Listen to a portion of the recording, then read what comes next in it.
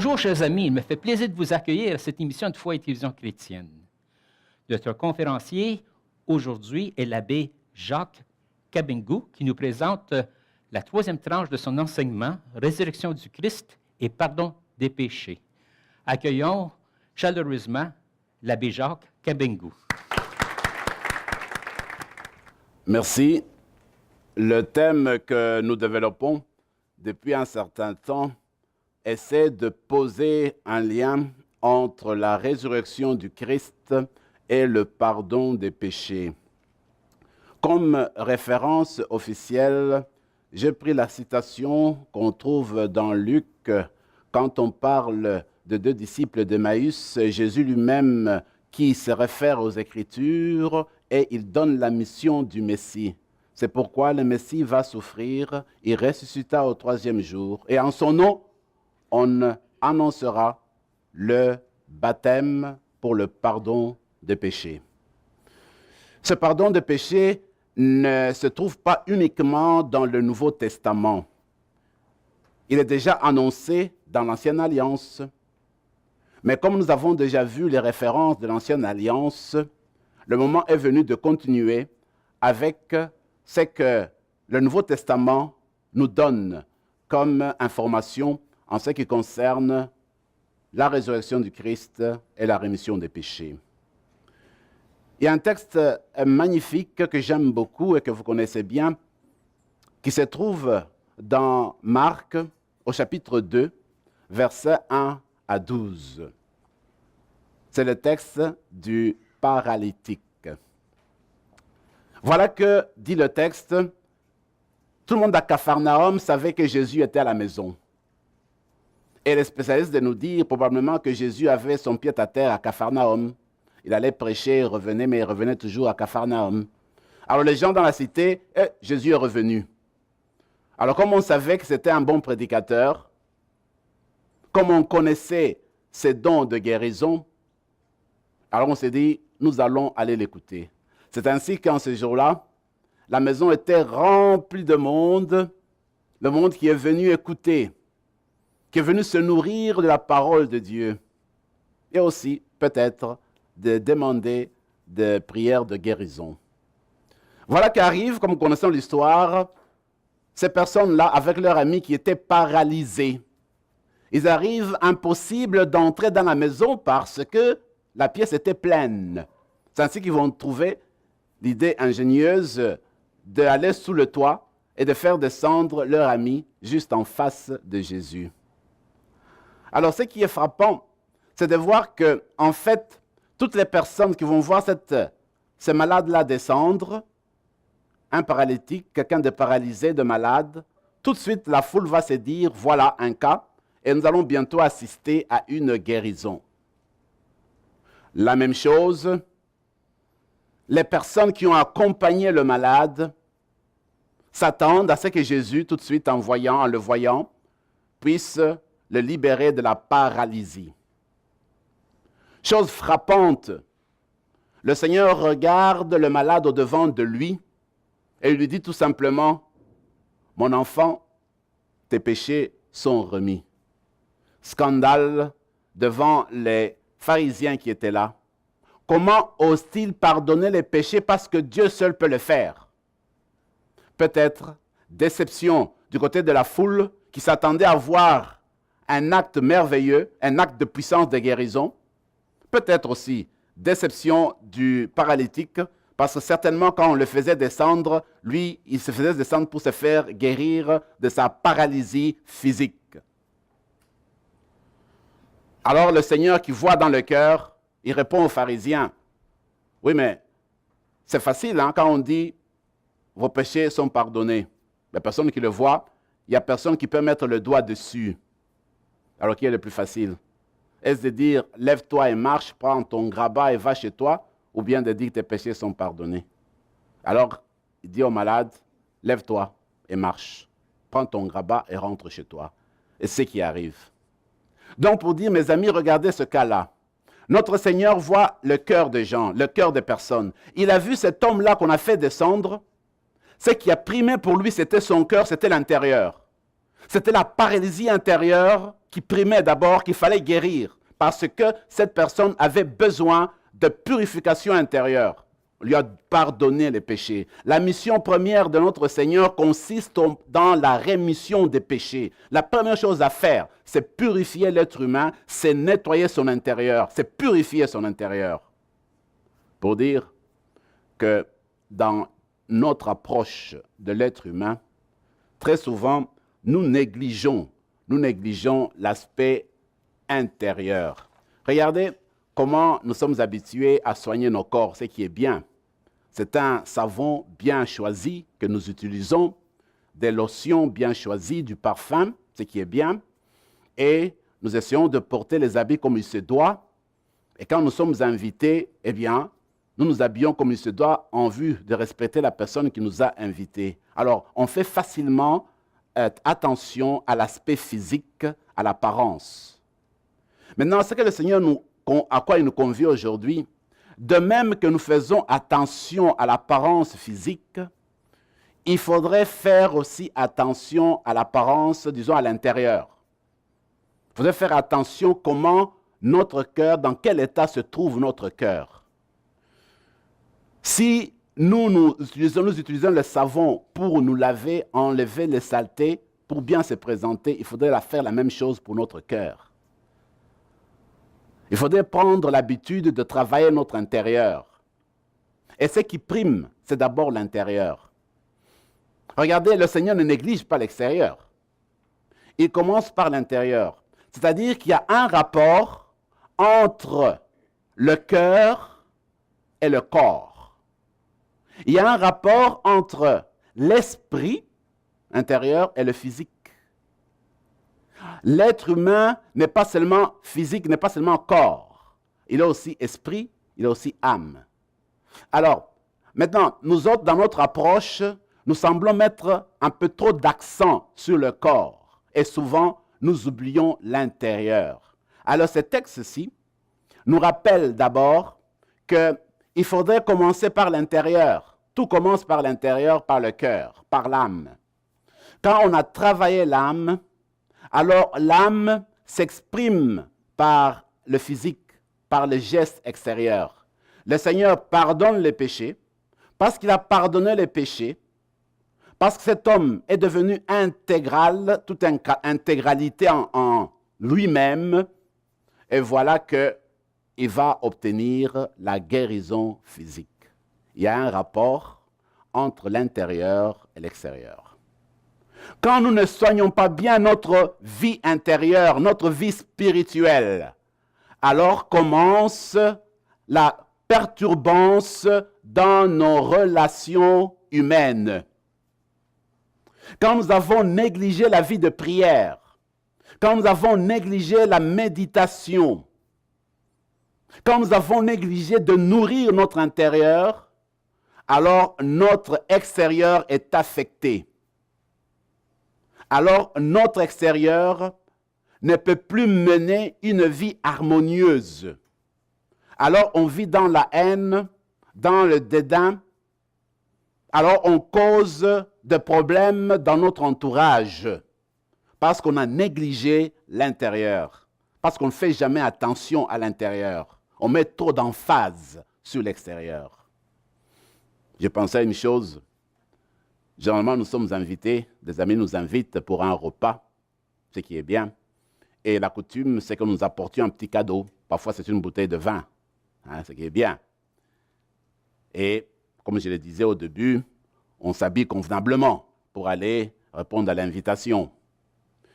Dans ce cas-là aussi, je me suis dit, mais quand nous nous préparons physiquement, avoir une bouteille de vin, avoir des habits qu'il faut, et puis, est-ce que nous avons préparé notre intérieur pour que, quand nous allons à cette invitation-là, que notre présence soit source d'amour, source de réconciliation, source de bonheur?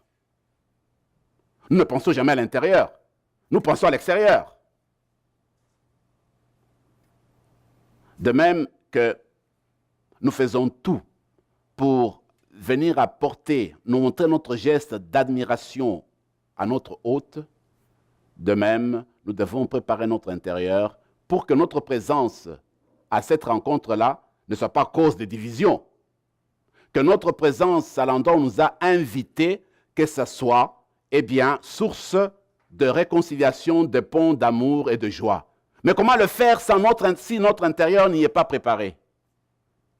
Comment être source d'amour, source de joie, source d'entente, source de paix, si nous ne puisons pas chez le Seigneur? Donc, ce qui est important, mes amis, il ne faudrait pas l'oublier, il faudrait travailler son intérieur. Et quand le Seigneur nous voit, quand Dieu regarde, il voit le dedans. Je suis celui qui sonde le cœur et le rein. Dieu voit l'intérieur. Vous rappelez l'histoire de David quand il a été choisi.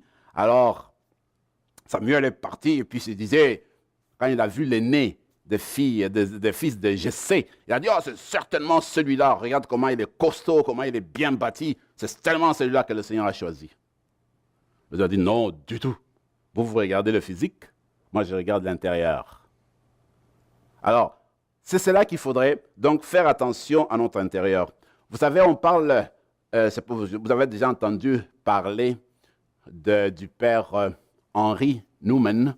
En fait, c'était un Américain d'origine hollandaise, un prêtre catholique qui a souvent donné cours dans des grandes universités chez lui en Hollande, mais aussi aux États-Unis. D'ailleurs, il a fini sa carrière à la plus grande université des États-Unis, Harvard.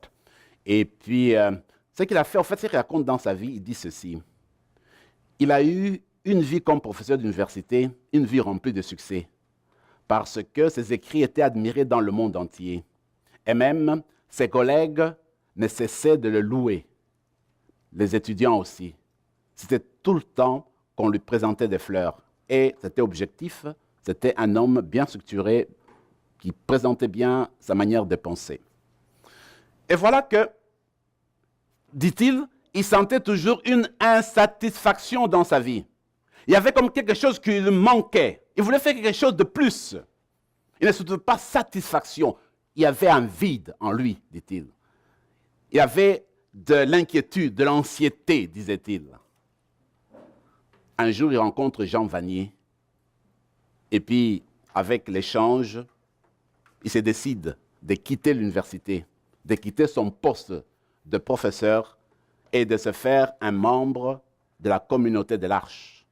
Il a fini ce jour à Daybreak, à Toronto, à donner sa vie, son aide aux personnes handicapées sérieusement, intellectuellement.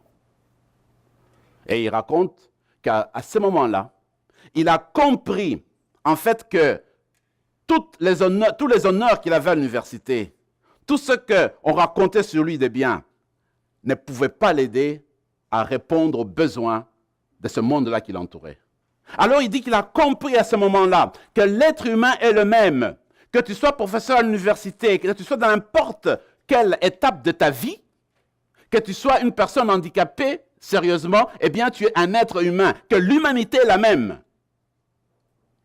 C'est seulement cette expérience-là qui l'a conduit à comprendre dans son intérieur que l'humanité était la même.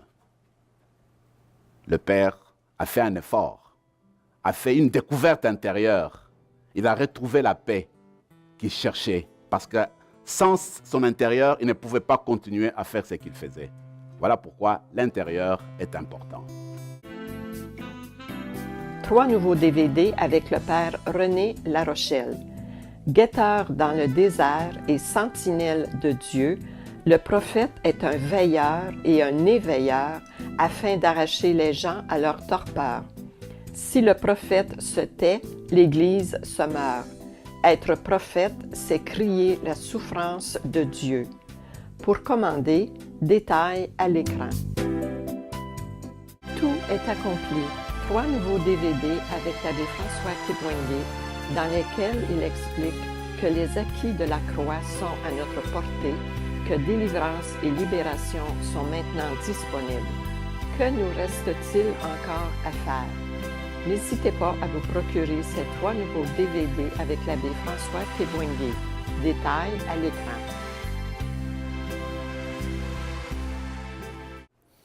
L'exemple que je vous ai donné de Henry Newman est un exemple éloquent.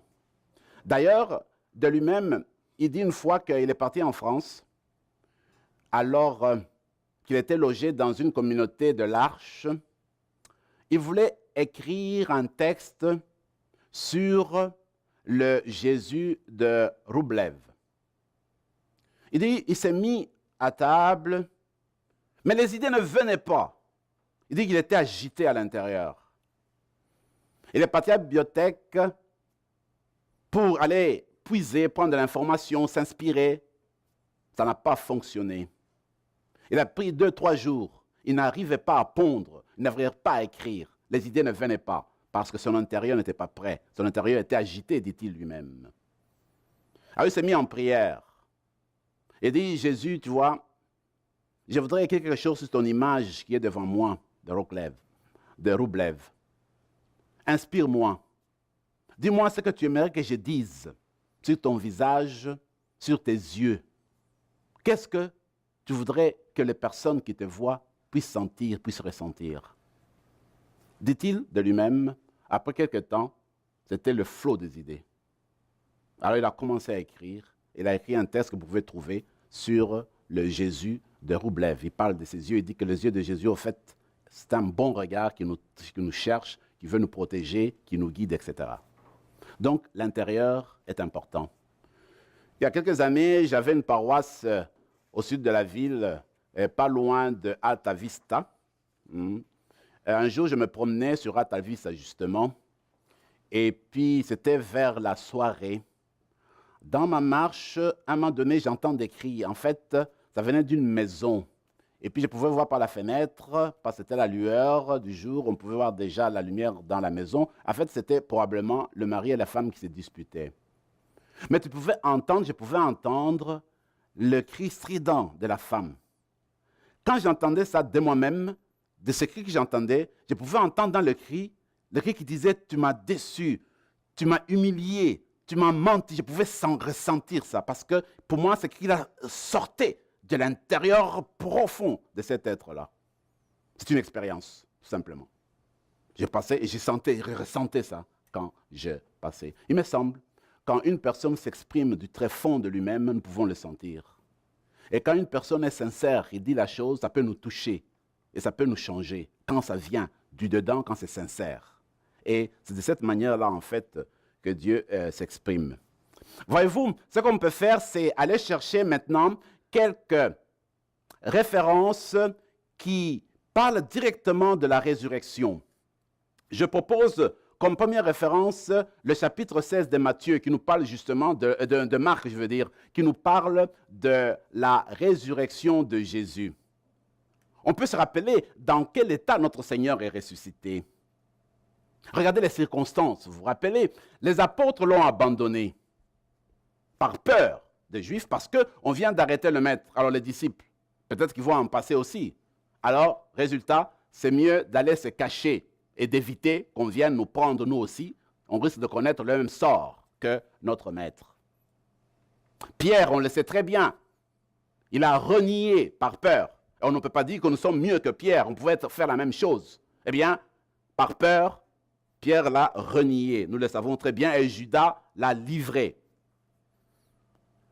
Le Seigneur ressuscite. La première chose qu'il va faire, c'est vrai, en Marc, il va apparaître aux femmes et va leur demander d'aller voir les apôtres, de leur donner rendez-vous en Galilée. C'est là qu'il le verrait. Effectivement, le Seigneur va le voir. Mais je voudrais attirer votre attention sur l'attitude du ressuscité. C'est le ressuscité qui prend l'initiative d'aller vers les apôtres. Le ressuscité met de côté les trahisons, l'abandon des apôtres. La résurrection du Seigneur se fait sous la lumière du pardon, sous la lumière de la rémission des péchés. Ce n'est pas une résurrection pour la vengeance. C'est une résurrection qui veut renouer avec les apôtres, qui veut relancer la communauté. Le Seigneur ressuscité ne garde pas rancune contre Pierre, ne garde pas rancune contre le 12, contre les apôtres. Il veut recommencer avec eux. Il a effacé le péché, il a pardonné. C'est un Seigneur ressuscité qui pardonne, qui a déjà pardonné. Voilà pourquoi il veut recommencer avec eux. Il veut aller avec eux. Voilà pourquoi il prend l'initiative d'aller à leur rencontre. La même chose, regardez comment notre Seigneur ressuscite. Il ressuscite, il ne va pas aller chez Pilate. Dieu a ressuscité son Fils. Maintenant, la résurrection de Dieu, parce que la résurrection, c'est l'acte de Dieu, ce n'est pas pour aller écraser les ennemis de Jésus. Jésus n'est jamais apparu aux personnes qui l'ont crucifié sur la croix. Il n'est jamais parti chez Pilate. C'est toi qui m'as condamné, regarde où en sommes-nous aujourd'hui. Rien du tout. C'est une résurrection dans la simplicité, dans le pardon. C'est une résurrection qui s'est dit, eh bien, amour inconditionnel de Dieu. Une résurrection qui ne garde pas haine, qui ne garde pas rancune, qui ne se venge pas. C'est une résurrection qui pardonne, qui est remplie de l'esprit de miséricorde. Alors, quand le Seigneur va chez les apôtres, son souci c'est quoi? C'est renouer avec eux, c'est essayer de relancer la communauté pour qu'ils continuent son message, puis qu'ils aillent à travers le monde pour aller annoncer la bonne nouvelle. Pour l'essentiel. Parce qu'il n'est jamais parti non plus chez Caïphe, le grand prêtre juif. Le Seigneur ressuscite, mes amis, dans la simplicité. Il ressuscite dans l'esprit de compassion, l'esprit de miséricorde, l'esprit de pardon. Regardez, quand les femmes arrivent au tombeau, tout est vide, il n'y a personne. Comme je disais, la résurrection, ce n'est pas une vengeance de Dieu. Dieu a ressuscité son Fils sans aucun témoin. Il n'y a personne qui était là présent, voyant comment Jésus sortait là, le cadavre reprenait vie, si vous voulez. C'est une résurrection qui se fait dans le silence de Dieu, dans l'amour miséricordieux de Dieu. Par contre, les témoins, il y a des témoins qui ont vu Jésus ressuscité, Jésus vivant. Alors, c'est ces témoins-là que Dieu va envoyer par son Fils dans le monde. Mais maintenant, quand les dames arrivent au tombeau vide, qu'est-ce qui se passe? Alors dit le texte de Marc, quand ils entrent, alors ils voient un jeune homme dans le tombeau, habillé de blanc. Alors le jeune homme va dire, « Ah, vous cherchez Jésus de Nazareth, le crucifié. Eh bien, il n'est pas ici. Il est ressuscité, allez dire aux apôtres qui le verront en Galilée. » Pour dire que la résurrection est annoncée par Dieu. Le jeune homme en blanc, c'est l'ange, c'est le messager de Dieu. La résurrection est annoncée par Dieu. La résurrection est un acte de Dieu. Ce n'est pas l'être humain qui l'actualise, qui l'accomplit.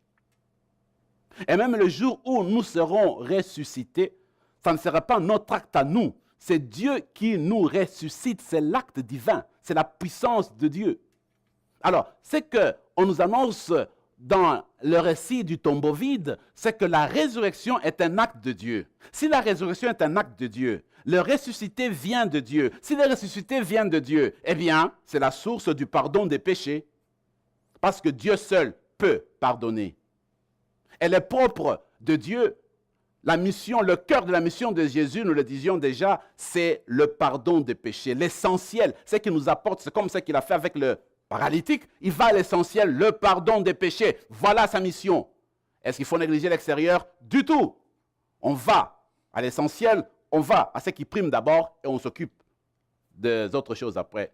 C'est comme vous vous rappelez Saint Augustin qui dit, écoute, l'essentiel c'est aimer. Alors aime d'abord, ensuite fais tout ce que tu veux. Un peu ça. Tu vas à l'essentiel. Et puis, tu t'occupes des autres choses. Cherchez d'abord le royaume des cieux, et les autres choses vous seront données par surcroît, dit le Seigneur. Donc, pour dire que le tombeau vide veut nous dire que la résurrection est l'acte de Dieu, il faudrait se tourner vers Dieu pour pour bénéficier de cet acte-là. Mais maintenant, un autre texte qui serait important, qu'on pourrait voir ensemble, c'est le beau texte qu'on trouve chez Jean 20. Oh, ça c'est un texte magnifique de 19 à 31. Vous connaissez bien, c'est l'histoire de Thomas, on dit l'histoire de Thomas, mais en fait, il y a deux récits là. Il y a deux récits. Et quand tu regardes le texte lui-même, tu ne peux pas ne pas admirer la beauté littéraire de ce texte-là, comment ça a été composé. Alors, il y a 2 récits de la résurrection, 2 récits d'apparition. Dans le premier récit, on peut dire, l'accent est mis sur le Christ comme vainqueur de la mort. Alors là, les apôtres, c'est un dimanche, ils sont dans la salle, et du coup, le Seigneur apparaît. Alors, il leur montre ses mains, il leur montre son côté, pour dire que, parce qu'il montre les mains et montre ses côtés, c'est qu'il est vainqueur de la mort. C'est celui qu'on a crucifié. C'est celui qui, le vendredi saint, au Golgotha, c'est cet homme-là qui est maintenant présent, que Dieu a ressuscité, qui est présent et qui garde les marques de sa souffrance et les marques de son amour. Alors, le Seigneur qui apparaît au chapitre 20 de Jean, dans le premier récit, c'est le Seigneur vainqueur de la mort. Parce qu'il apporte la vie, voilà pourquoi il vient renouer avec les apôtres pour le conduire à la vie. Mais ce n'est pas tout. Il va souffler sur eux, vous vous rappelez le texte? Il souffle sur eux, il dit « Recevez l'Esprit ». Celui à qui vous remettrez le péché, eh bien, ils seront remis. Celui à qui vous garderez le péché, eh bien, ils seront gardés. Alors, pour dire que l'Esprit que Dieu donne est l'Esprit de miséricorde, l'Esprit de pardon. C'est ça qu'on va essayer d'approfondir bientôt. Disciples missionnaires, toi et moi. 3 nouveaux DVD avec Monseigneur Daniel Berniquet. Être disciple nous amène à devenir missionnaires. La joie est le premier don que nous recevons lors de notre rencontre personnelle avec Jésus. Cette joie naît et renaît dans nos cœurs quand nous découvrons que nous sommes les bien-aimés du Père. Pour commander, détail à l'écran. Dieu pardonnait tout. Il n'y avait pas de problème du tout pour lui. Tout est beau. On peut faire tout ce qu'on veut. Du tout. Si Dieu pardonne, c'est qu'il est conscient que nous avons tué son Fils. Il est conscient qu'il y a eu la crucifixion. Alors, en ressuscitant son Fils,